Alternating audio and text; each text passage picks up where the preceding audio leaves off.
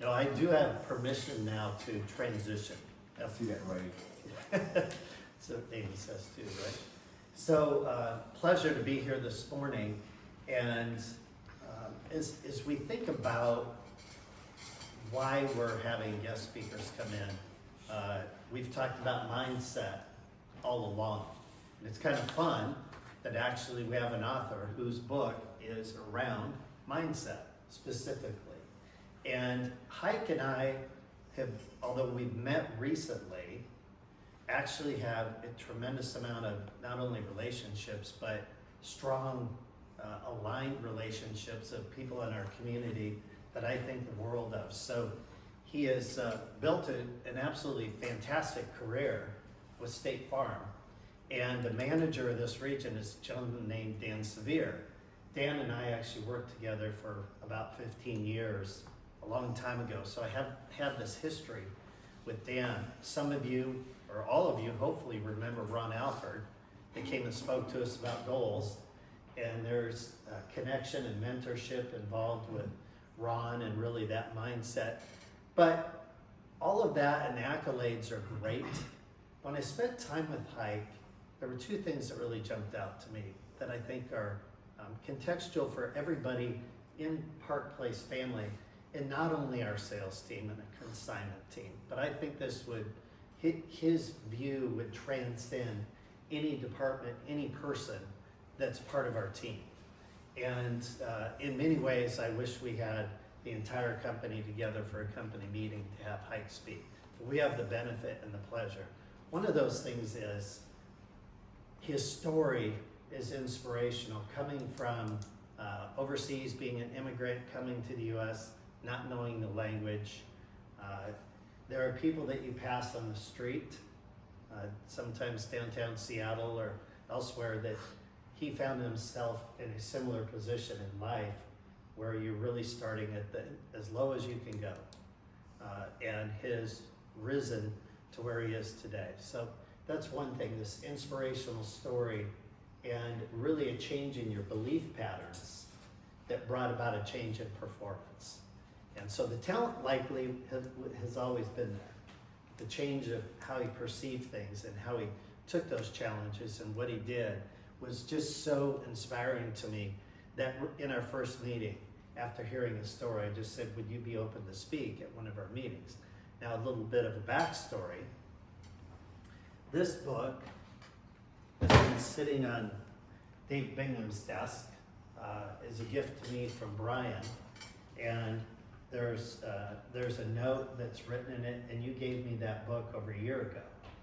And so I already knew a bit about the mindset training from Hayk, but hadn't had the opportunity to meet. So it wasn't because I had the book, it's because I heard a story. And I said, there's a story there that we can all internalize in our own context. Because we all have things in our life that maybe aren't the ideal of how we would like them to be. And we can use that sometimes as a, well, I can't run that race, because maybe you can, maybe you just have to run it differently. The second thing is his convictions are really based on a worldview that's set in values. And what I see is those that have success over the long term not only have a mindset, but they've got core roots. So there's kind of how they see things, but there's the roots that they come from that really inform how they see the world. And his value set, the lens he sees through, I think are consistent with the values that we have here about being humble, inviting, relational, driven, and passionate. His worldview would align with this, and that informs what he does in his daily vocation. Now, I also do know that in 2012, one of our fine sales team endeavored to sell him, I think it was a Cayenne. At that time, that didn't transpire because he didn't have the money, we think, at that time, because he was just coming up. But I would say he's a prospect now, so hey, go for it. So we're honored to have you. He's just returned from overseas from a family trip. This is the first time we could get him on the calendar, so I'd like to welcome him this morning. Thank you for that warm introduction. It's an honor to be here. I love the fact that you guys do bring guest speakers and don't just keep it in-house. I do a lot of it in my business. I brought Ron Alfred, I brought Dan Sevier, a lot of mutual friends and people from motivation, people from systems, people from mindset. And I really believe it's like that workout. It's the same thing over and over and over, but you gotta do something to keep yourself going back to it. I meet with a group of amazing triathletes to run every Tuesday. And we meet at international school. And it's the same lap every time. And our coach announces, today we're gonna do 400-meter repeats. Today we'll do 1K repeats with 30-second rest. Today we'll do 1-mile repeats with a half a lap recovery. And it's every step is the same, every lap is the same, but we try mixing things up just a little bit to keep us consistently coming back so we don't feel like we're stuck in the rut. So I love that you guys do this. Don't ever stop and continuously seek different paths and ways to learn. So why am I here? Why am I here? And I think there's a reason why I'm here. First of all, I actually wanted to, before I jump into a little bit about what I wanted to accomplish and what I want to share with you guys today, I'd like to start this out with my favorite exercise. So I'm going to ask everybody to stand up. So if you haven't done an exercise called box breathing, we'll do that together today for the first time. If you have, we'll just repeat it. What is box breathing? I'm going to draw a box with my finger and we're going to follow instructions. When I draw up, we're going to take a deep breath in through our nose. Why? When you breathe through your nose, you get more oxygen to your brain. And when I draw across, you're gonna just keep the air in your lungs with full capacity and just hold. And when I draw down, just breathe out through your mouth all the way. Release every bit of air so all the carbon dioxide comes out. When I draw across, keep your lungs out of air for as long as possible. We're gonna go 3 seconds each. So in through our nose, about 3 seconds. Hold for about 3 to 4 seconds. Out through our mouth, hold. So in, hold, out, hold. Let's do the first one.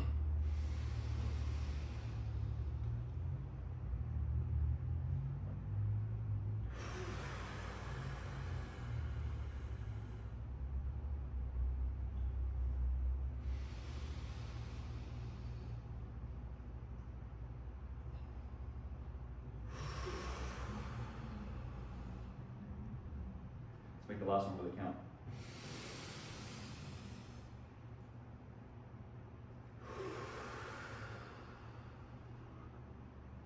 That's it. My favorite part is the awkward eye contact. Thank you for that.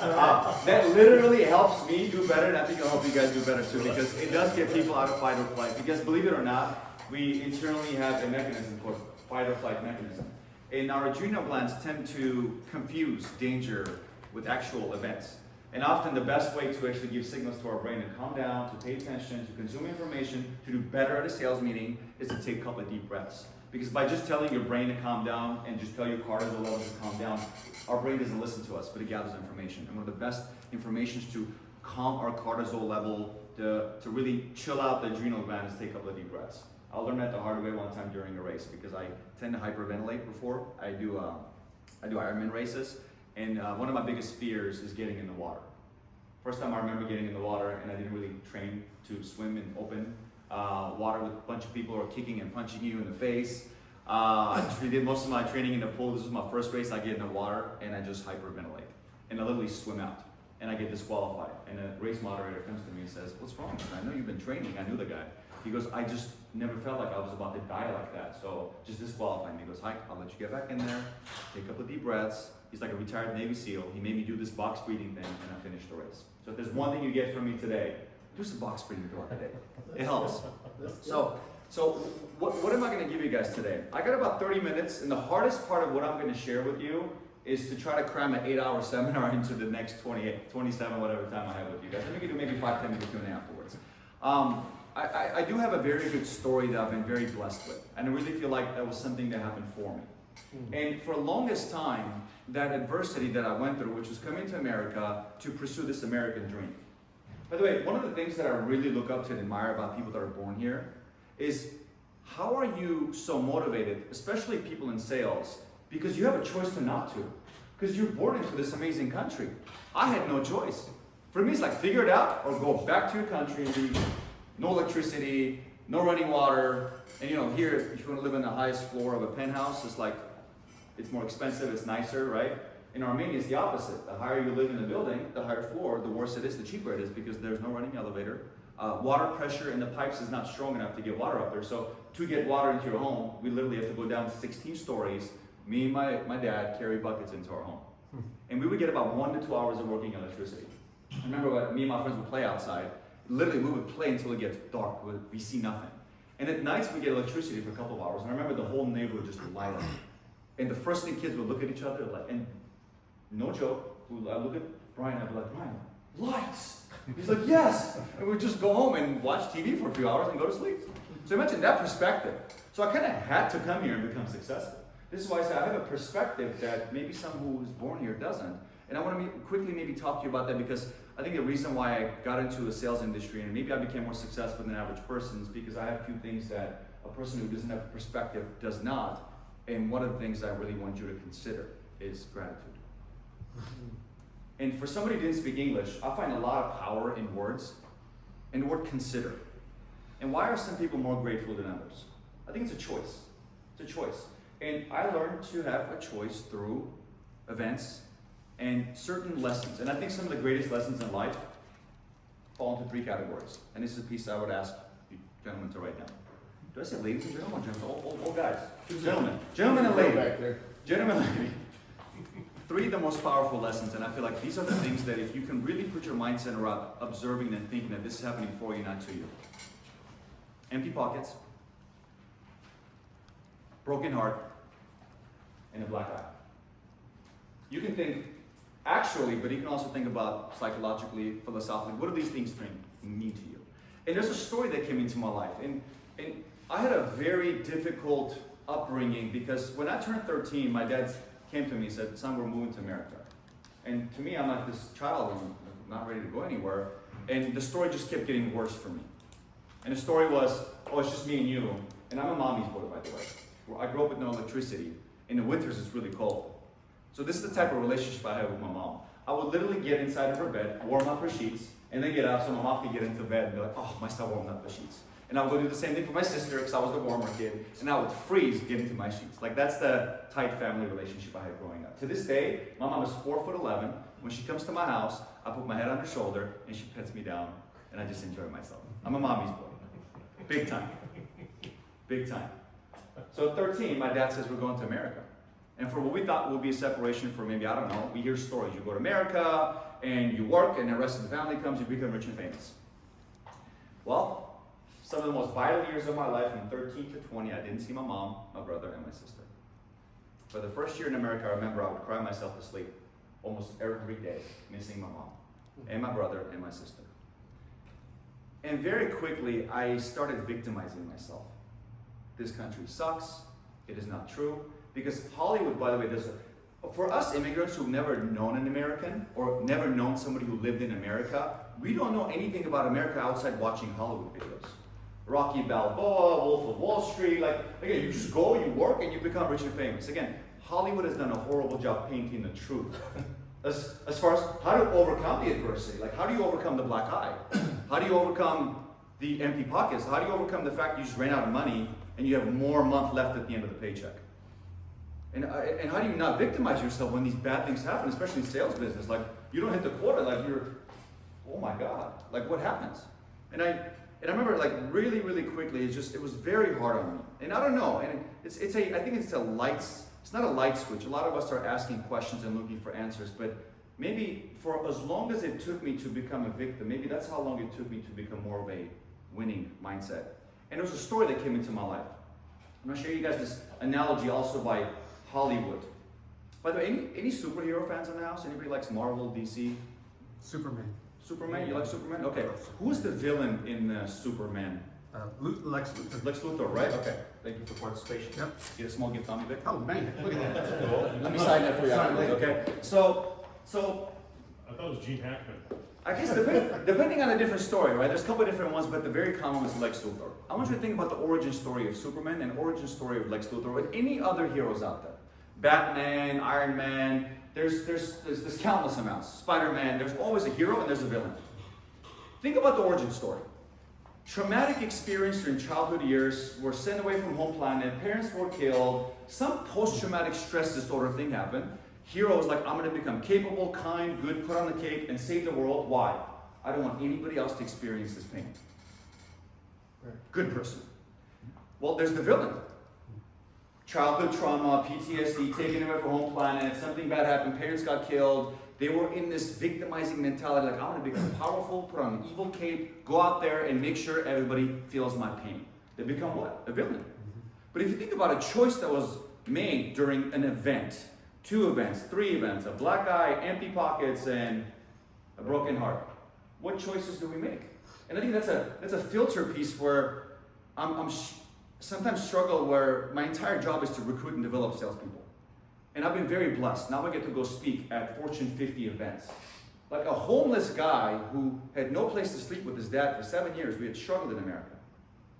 Who remembers in middle school the cheeseburgers with the foil, the wrapped cheeseburgers? You guys remember those cheeseburgers? Yeah, so in middle school, literally the first year, I would eat my breakfast in middle school, was blessed to have free lunch. You guys have free lunch in America. We don't have that in Armenia. I would take the cheeseburger, put it in my bag, and a lot of kids were like, why are you putting it in your bag? I'm like, well, I'll eat it later, I'm not hungry. But what people didn't know, that was my only meal for my dad that day. Can you guys imagine? Again, I don't have too much time to get deeper into what happened and why I victimized, why I became very negative and complaintful and victimized and almost like villain. And modern day villain, by the way, modern day villain isn't somebody hurting people. Like I'm not putting on a cape and here trying to hurt you guys. But if I was a villain, Jeff, would you have asked me to come speak?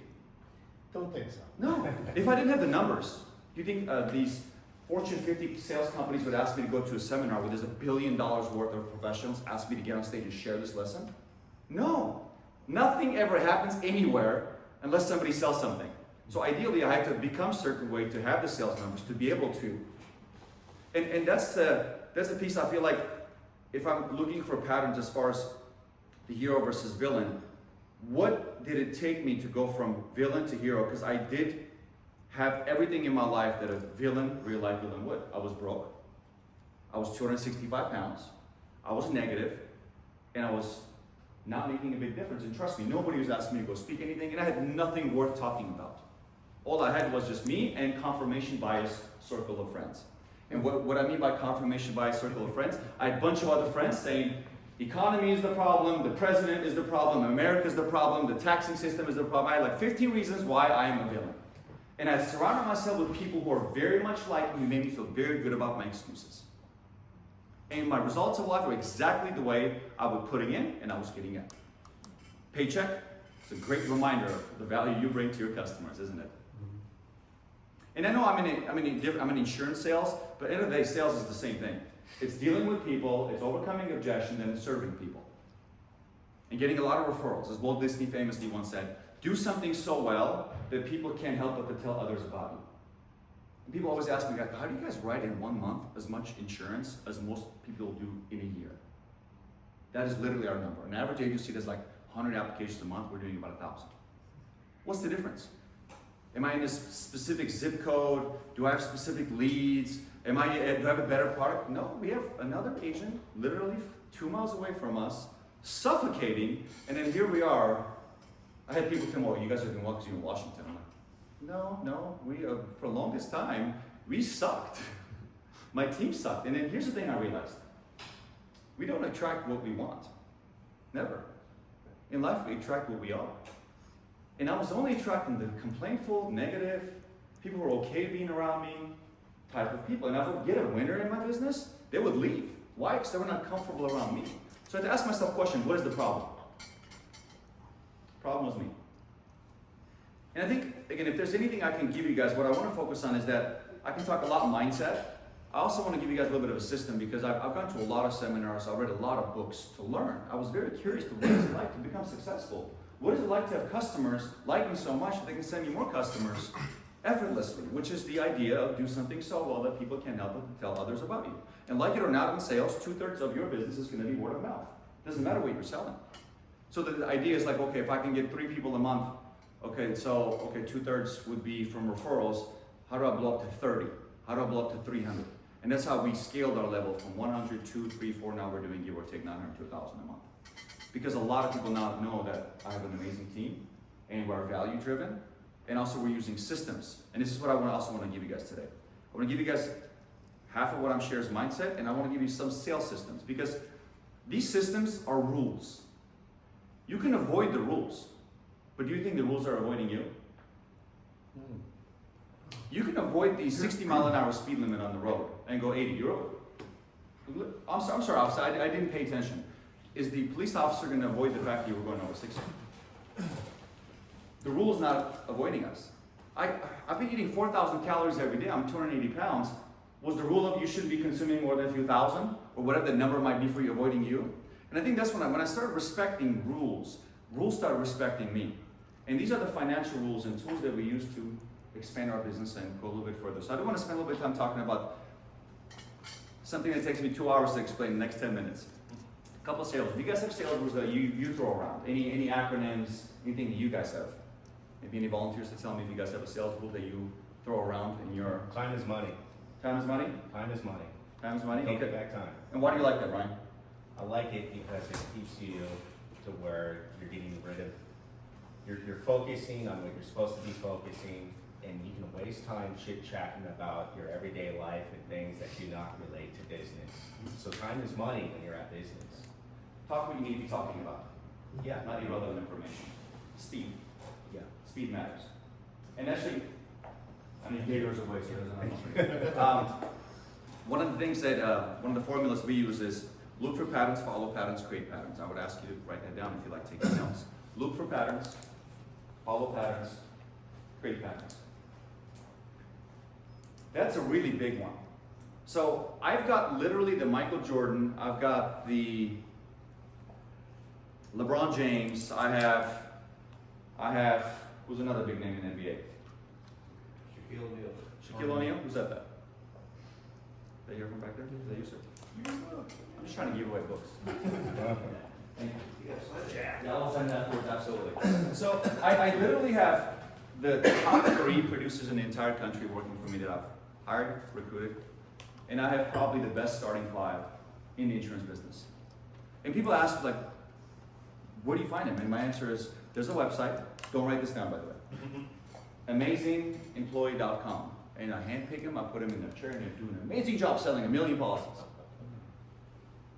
I completely lied. No such thing. I'm a big believer that everybody has something great about themselves. We just push to bring it out to them. And this little formula I just gave you has really helped me take my salespeople from good to great. Look for patterns, follow patterns, create patterns. I want you to think about this in your business. People struggle finding what works. Like, let's go outside the business. People struggle knowing which exercise gives them good results. People struggle knowing which date night helps maybe improve and fix marriage. People struggle knowing what not to do sometimes. So can we find, like, what is that line that we said that resonated with the customer, that worked really well, we just turned into a good conversation, and turned into a good referral? Ooh, let me identify.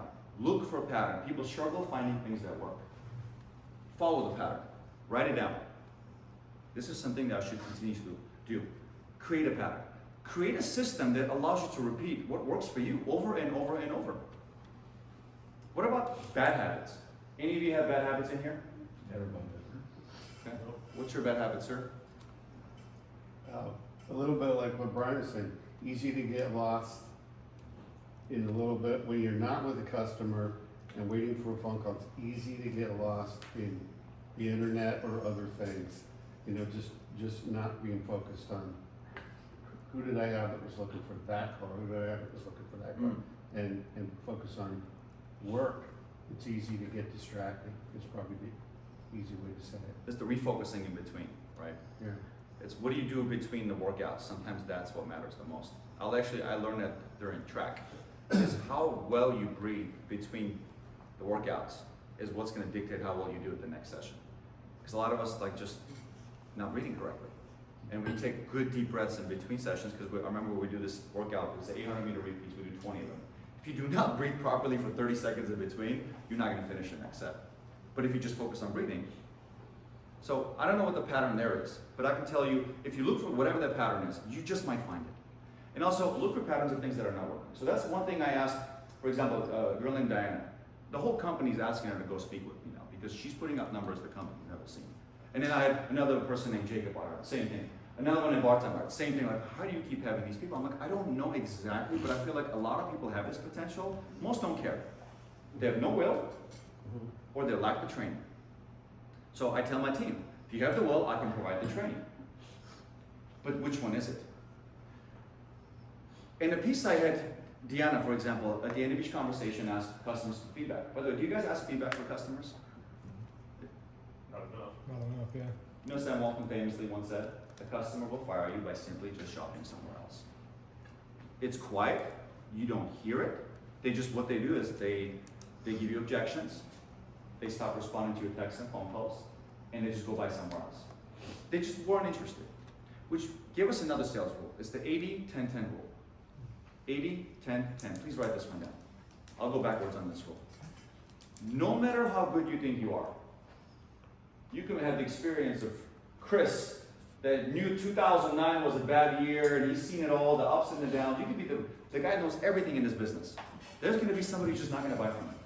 I don't care how good you are. 10% will say no to you regardless of how you feel. Something didn't feel right, and it's fine.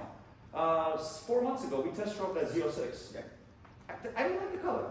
So, no matter the deal you gave me, I would have said no. What were you doing test driving the car if you didn't like the color? I was trying to see if I would like the burgundy because I really wanted a red one. It didn't click with me. And I never drove a Z06. I just wanted I was trying to overcome this objection by telling you to Yeah, drive so, it any so color. no matter what happened, I would have said no. You got the right salesman. Right? So here's another one. And then I told my friend I really want a Z06 with carbon fiber wheels, carbon ceramic brakes. I want it to be red, and I want it to have black seats. I don't want that one had tan. She didn't like it. Anyway, I just moved on, and one of my friends sends a listing from DuPont Registry, and I saw it, and I like called the dealership. I'm like, don't sell it. If you guys can keep this car, I'll wire you the money within 30 minutes. I want it because the carbon fiber wheels were really difficult to find. So bought the car right away. They shipped it within 4 days. I had it. That salesperson falls into the other 10%. No matter how bad you think you are, as long as you ask or you pick up the phone call, 10% will say yes. The lesson is don't get full of yourself. Always know that you're going to get better. And just because you got an easy sale does not mean you can repeat it over and over because the next one might be difficult and you will be what? Disappointed. And good luck focusing between sets and between phone calls when you're in a disappointed state of mind. So you have to, don't lower your standard, but change the expectation. It's another piece I would ask you to write down. Don't lower your standards.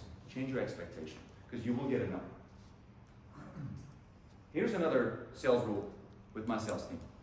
I want you to write SW, SW, SW, and SW one more time. Some will, some won't. So what? Someone's waiting. Next. I'm going to go back to the 80-10-10 rule. No matter what you do, 10% will say yes. Don't get full of yourself. No matter what you do, 10% will say no, because they got a deal, something emotional, who knows? So don't be hard on yourself. So what? Someone's waiting, right? What about the other 80%? What about the other 80%? An average salesperson who's actively working their leads and follow-ups will close about 20%. A good one will increase it up to 30. Really exceptional will get to 40. So I want you to think about that for a second. So who can do math? What's 20% of 8 people? 1.5. Now we got 30%, it's about 2, a little bit more than 2. Then we get to 3. So the idea isn't necessarily to work more leads, but it's to get better. And one of the things that we started tracking in my office is our phone reports. What is an average top 10 for salespeople? Because I would hire people who would make 700 phone calls a week, and they had no results. And then I had somebody dialing 150, and they were setting records. What was the difference? Because we keep hearing this formula in sales. I'm sure you guys have heard of this one. Activity minus excuses equals results. Guys, I've tested that formula thousands of times. That is a false formula because it's missing an addition. And I actually have a plaque in my office. My team framed it because I say this every week at our sales meeting that we do not skip. We haven't skipped it in over 10 years. Activity minus excuses plus method equals results. People are missing the method. They're thinking I could just be the hardest working farmer in a desert. Good luck growing anything. Move. Move. That's what I tell my team. I was like, stop working that lead. Next. And when I started teaching that mindset piece to my team members, knowing the fact that you're going to get some no's, but at the same time, if it's not working, you got the activity, you got the right attitude, as in no excuses. Like you're not here complaining about the economy and the president and the whatever the heck else that you don't control out there that's impacting your job. So no excuses, right mindset, right attitude. What's the method? Let's talk about the technique and training. When I started mirroring the method with activity, and our method was this: stop making 700 phone calls and stop asking people for their permission. Hey, is this John, we don't ask that question when we get a prospect online. We say, hey Brian, you got this quote online. I'm calling to verify information so I can email you this quote and we can earn your business and beat your deal. When we were calling and asking, is this Brian? Who's asking? Right away, sales remorse, right there. You're putting a block before the conversation. And here's another one that I tell my team a lot. Mine is like a parachute, it only works when it's open. When we ask certain kind of questions, words are very powerful. I'm sure you guys can get speakers from a million different industries talking about words matter. When we ask, that means we're degrading our level of professionalism. We're guessing whether we called the right number. Automatically, the prospect's thinking, these guys call a lot of people, they get a lot of wrong numbers, so they're asking. No. We never get a wrong number. We always know. When I call Brian, Brian's picking up. Hey, Brian. Yes? That changed that 1%.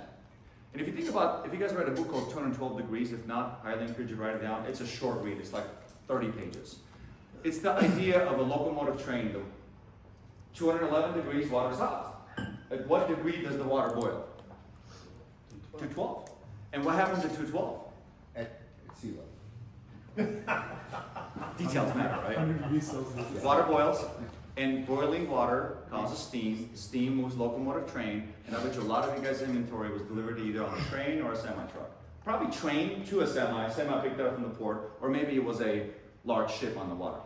Not to get too details, but I'm just saying 1 degree caused a difference of a huge, several 100-ton machine moving. And I'm a big, obsessive, sales-oriented person in my business of thinking little details. That's why when we get a prospect on the phone, that tweaking my people to just ask differently, assume that's them, and never ask for permission to do business with them. No, we're not asking. It never asks, is this a good time? I got 5 minutes.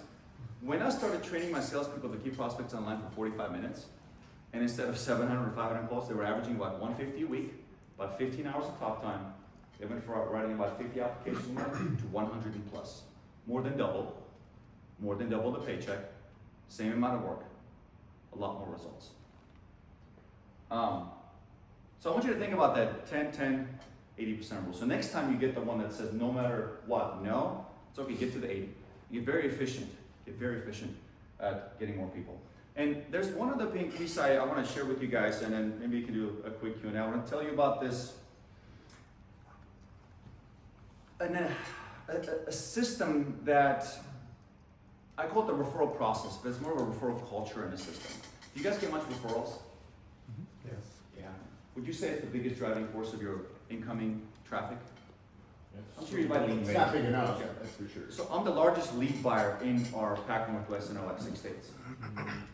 We still don't write as much business from all those leads as we do from word of mouth. And there's people who would disagree with me. They would say, no, we're all leads, Hayk. You can't track referrals. Yes, referrals are kind of faith driven. It's hard to drive faith. It's hard to put a number in an Excel spreadsheet to, that felt good. That felt good. Now I want you to think about this one. Average salesperson, sells features. You know, and the whole thing about sell me this pen and start talking about the features of the pen, the guy doesn't need the pen. So they talk features. Good salespeople talk outcomes of how it will serve you. If you can insert a need in there and how that product will serve them, you become good. The best ones I know sell feelings. Because we never remember what somebody does for us. We don't. Do you have a customer that 8 years out is going to remember the options you put on a car? Do you think my customers that call us 4 years later remember the little feature we put on their insurance that's paid $1 million in lawsuit because we're very good at selling high limits in my office? So when our clients get into an accident, we write more death checks, more settlements than any other office in the state, by the way. My office wrote $1 billion of coverage last year. My obsession, our why in my business, is not to sell insurance. My why is to put as much as money back in the community as possible in form of good insurance policy. So I want you to think about, what is your why? Everybody knows what to do. Less people know how to do it. That's the piece about method. And very few have a good why. And I noticed my team members that tend to excel tend to have a bigger why. I want to just bless more people with more ABC, and you have the product. How does your product serve people?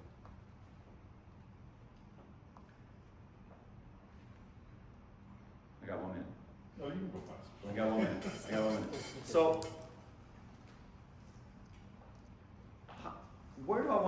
end this, and not to make it long.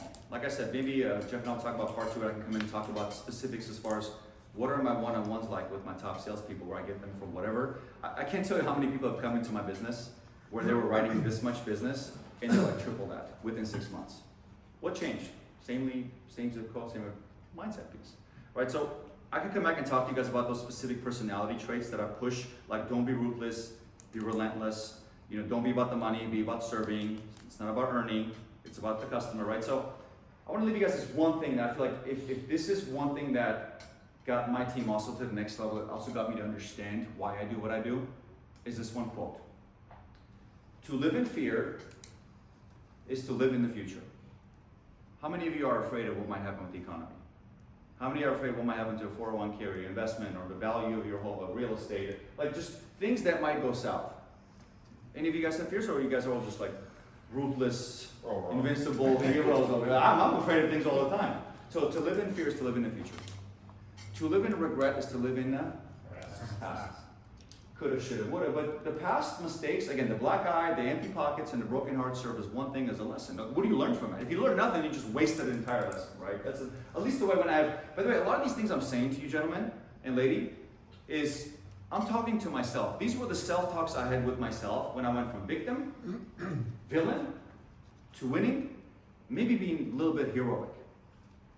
This is my self-talk I'm giving you, gentlemen.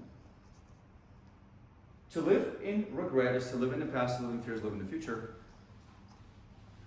There's a reason why it's called the present. It's a gift. So to live happily is to be in the moment. On that quote, there was a study done. They literally hooked up those neuron readers to a group of study subjects, and they asked them questions. Questions about future, questions about past. So they exactly knew where you spike in your neuron reader as far as your thoughts are going to the future or the past. And they had data. Can you guess what was the average percentage of an average person on as far as when their mind went to the future or the past on any given day? Probably went to the future more often. I think the average person doesn't think about the future at all. So too. there's a verdict to that experiment. I'll share why I'm sharing this with you, and it'll be my final thoughts. Mind wandering to the past or future was about 47%. So 50, half the time. Direct cause of unhappiness. So 50% of the time, we choose to be unhappy because we're reliving the coulda, shoulda, woulda, or thinking about things that don't happen. And by the way, 98% of our fears never flourish. And the 2% we're living with today are very manageable. I want you to think about that. How some of your best conversations, not just with prospects, but also how about your spouse, a date, a friend, a peer, boys' night, aren't the best ones when you're not thinking about anything but just being in that moment? Like your brain being exactly where your feet are. The best conversations, the best ideas. That's why when I say small minds gossip, big minds talk events, great minds talk ideas. And I've never had a good idea when I'm not present.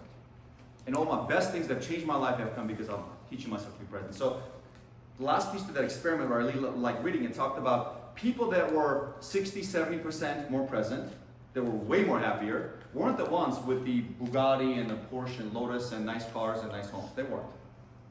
Those were the people that were just more present. As a matter of fact, people who are more stuck tend to be a little bit more stressed. So simplicity, less is more in many cases. And people that are more successful, I'm going to talk sales, but also generally speaking, tend to be the ones who are more in the moment. They overutilize a conversation, they're here more, they're listening more, they're hearing more, and then also writing down maybe a few notes about what did this lesson mean to me. And I just want to say thank you for giving this opportunity for an immigrant guy who went from homeless to come into America to pursue the American dream to share with you guys. Because truly, everything in my life, I've never attracted what I wanted, I've always attracted what I was. And the better, more capable I became, the better, more capable customers I've got, better, more capable peers I got in the office, and better, more capable opportunities I got. So instead of me trying to magnetize opportunities into my life, I had to change to become a magnet. And opportunities magically started coming into my life. So thank you for this opportunity, Jeff. I hope this was useful. And if you guys vote, I'll come back and we can do something else for 30 minutes about specific mindset too. So thank you. All right, thank you.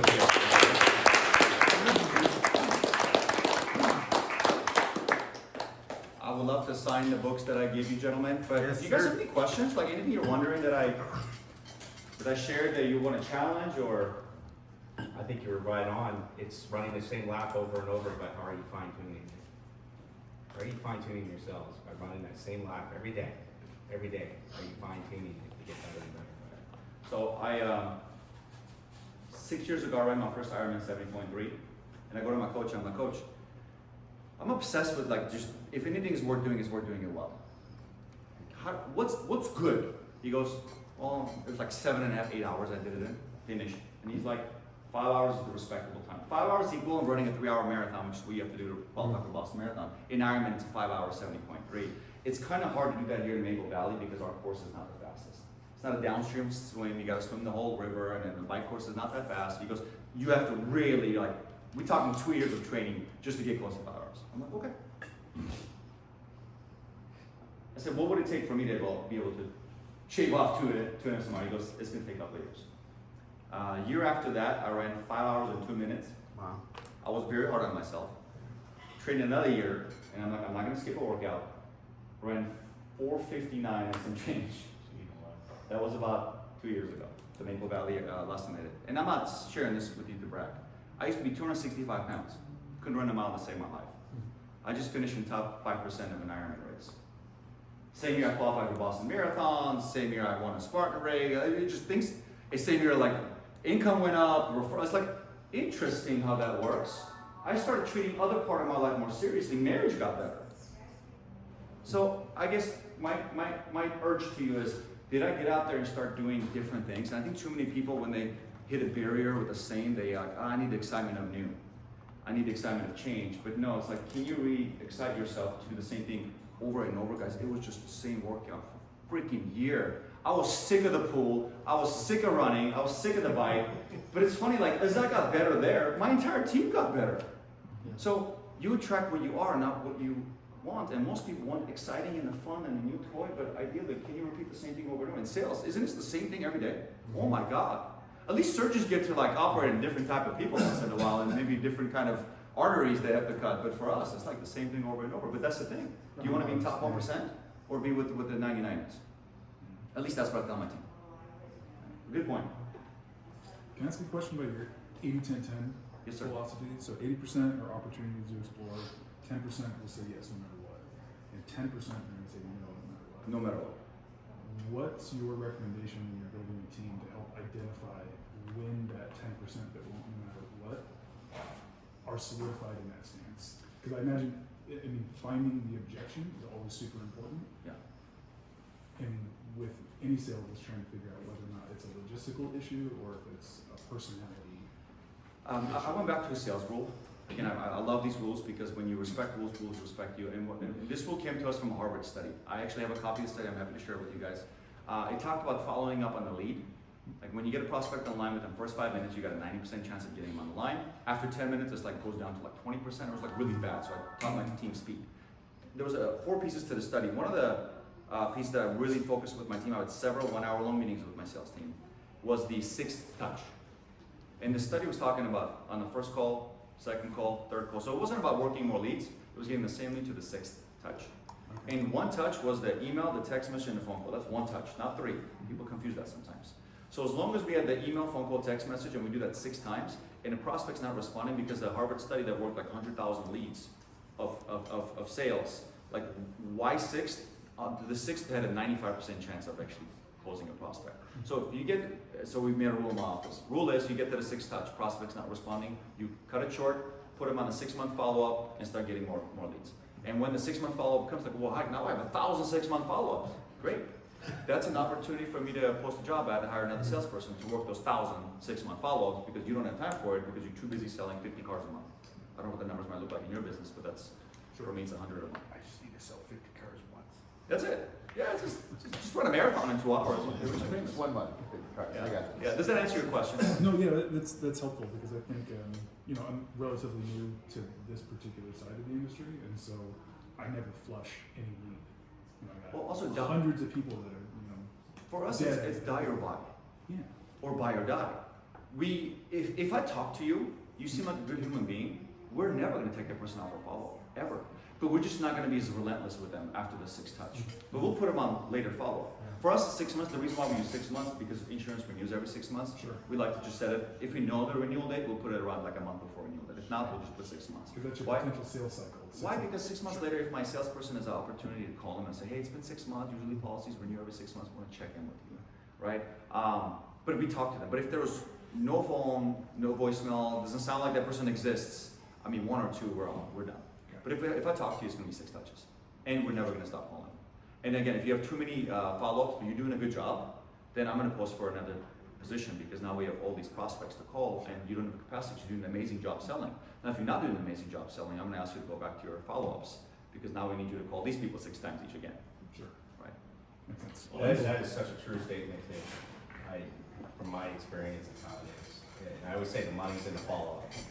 The money's in the follow-up. 6 touch, we are at 95% Careful, you gotta prospect. keep your wristband. Yeah. Yeah, so it wasn't about more leads or more phone calls. It was about average talk time of 45 minutes, about 150 calls a week per salesperson. We average about 10 leads per day per salesperson in my office. That's the number for us. You've got to get your closing ratio down and you have to know what that looks like. Another one we have in our office is 5 meaningful conversations per day. You get 10 leads, but you don't get all of them on the line, right? But you got to have your 5. So let's say out of 10 leads, only 2 talk to you. Well, my sales team knows they're 3 meaningful conversations short. So that's our number. To write 100 policies a month, you have to have 5 meaningful conversations a month, and you can't lie to yourself. Question is, what is a meaningful conversation in your business? For me, they have to sell the value of our office, value the big company we represent, the industry, and the value of you. If you don't address those 3, you don't go over the coverage, and you don't ask for the sale, that is not a sales conversation. How do you ask for the sale? Hey, would you have any objections if I can ask you to move forward with this? Hey, here's our payment plan, here's how things work. We chew it up, put it in our mouth, and we just ask them, put this on Visa or MasterCard. And by the way, we don't take Amex. I don't have Amex. Okay, great.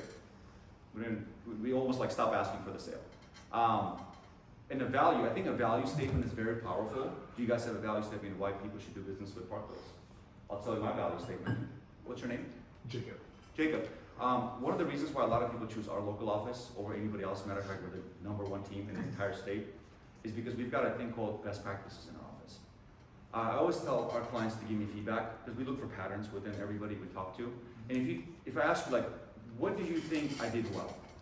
And if you tell me, I'm going to write that down on the board because I keep hearing that. I keep asking feedback from everybody I do business with. What did I do well? And if I keep hearing the same thing, oh, you're fast, you're good, you're value driven, you went out of your way, I'm going to look for that pattern, to follow the pattern, to create a pattern. So I'm going to write that down somewhere, and I'm going to repeat that over and over relentlessly so I can keep doing a good job for you. Would you value working with somebody like that who has that kind of a best practice? Because we can talk about it at our sales meeting. How about this? What if I drop the ball with you? What if I do something really bad? I'm still going to ask for your feedback and ask you, what did I do poorly? And if I keep hearing that pattern, I'm going to bring this up to my manager. We're going to create a pattern run. I'm going to write that on the board. And during our sales meeting next Saturday morning at 9 o'clock, we're going to talk about you. What do you mean? Well, we don't want this to happen again. So we're looking for things to eliminate. Would you benefit working from a local business like us who cares about your word and your voice? That is a part of our value statement. Because now how is that prospect going to feel at the end of that conversation versus features, performance numbers? Oh my God. My salespeople struggle. And that's why every time I get a salesperson in my office, all they want to do is sell features, they struggle. I get them away from talking mindset and value, and all of a sudden, I can't help but to have all these people send me business, do something so well that people can't help but to tell others about you. That's a saying from a man who created one of the best businesses in the country. This thing. Right? Good stuff. Good stuff? Good stuff. Great stuff. So 2 things. I'd like to do a photo with our whole team out there, and I want to come back to this notion of we are endeavoring to build, being recognized as one of the industry-leading workplaces in the Pacific Northwest. Part of what I would hope is someday I can leave this even better than when I got here, and we started with something amazing already.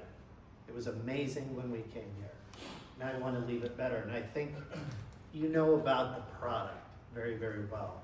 What I believe is we're trying to build into people. You build great people, people build good companies. You don't build good companies, you build good people. And so hopefully in these sessions that we have, there's something for you that you're taking away. One thing that you can implement that can change your perspective that changes your results. But it's really about making the whole life better, not just what we do here. But as you said, as you started to train, it bled over into your team, and your team performance came up. It was about your life, your whole life. And so I'm hopeful that you're feeling that there are things that we're doing that are gonna make a difference for you, your kids, your spouses, your partners, your friends, your community, whatever you're involved with. So Hayk, again, thank you. Let's pop out right in front. We'll do a team picture and then let's kick your day. I have a photographer. Or you guys can do it.